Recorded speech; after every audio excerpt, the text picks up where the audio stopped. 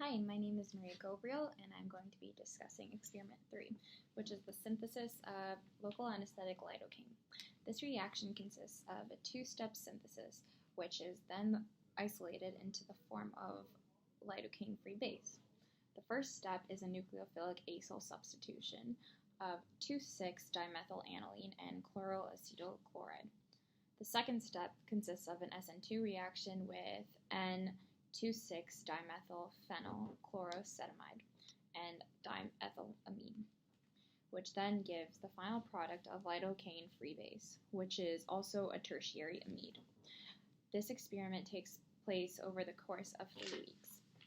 Lidocaine, which is the generic name, is sold under various trade names, the most common of which is xylocaine.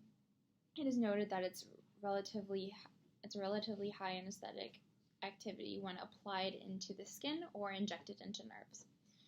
In part 1 of the experiment, the first step of synthesis occurs with a nucleophilic substitution to produce a secondary amide.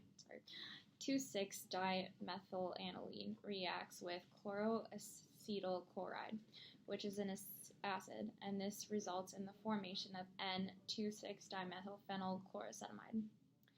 The amine lone pair attacks the carbonyl-carbon so that it attacks the carbon-oxygen double bond to form a tetrahedral intermediate. Then the electrons push back and force the leaving group to generate the carboxyl amide, as seen here.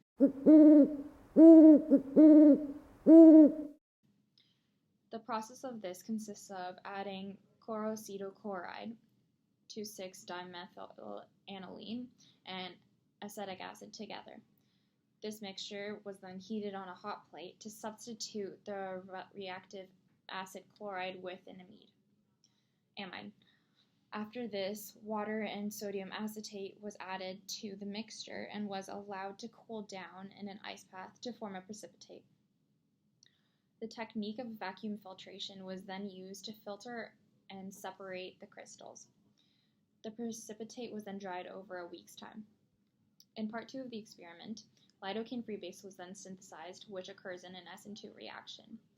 In this SN2 reaction, 2,6-dimethylphenylchlorocetamide attacks the carbon next to the chloride, which has a partial positive charge, and the leaving group, which is the chloride group, leaves.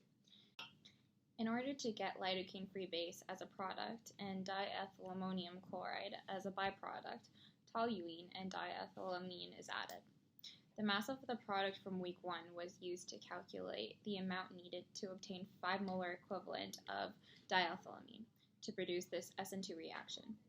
In this step, there is a significant amount of steric hindrance. Therefore, a great deal of heat is needed to overcome this reaction, which is why the reaction was refluxed for 90 minutes. This generates the lidocaine hydrochloride salt, which then gets protonated by generating the lidocaine-free base as a product, as seen here.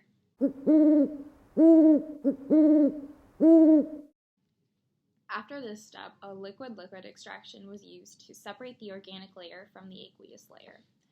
Hydrochloric acid is then added to the lidocaine-free base to protonate the amine, and it is then added to an ice bath to cool down to reduce the risk of a base-catalyzed amine hydrolysis. Potassium hydroxide, which is a base, was then added in drops to lidocaine hydrochloride to freebase it. The liquid was then tested on a pH paper to test the basic contents of the solution, which in turn was indicated by a green color. This addition deprotonated the amine to allow the solution to precipitate. In this experiment, there were multiple sources of error that may have occurred and could skew the results. One source of error that was identified at the end of the second part of the experiment was that the odor of a strong fish-like smell was acknowledged. This means that the dimethylamine was present in the mixture from the liquid-to-liquid extraction, therefore affecting the results of the percent yield.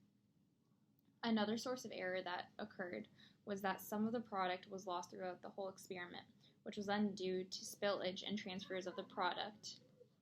Thank you for listening to my vlog.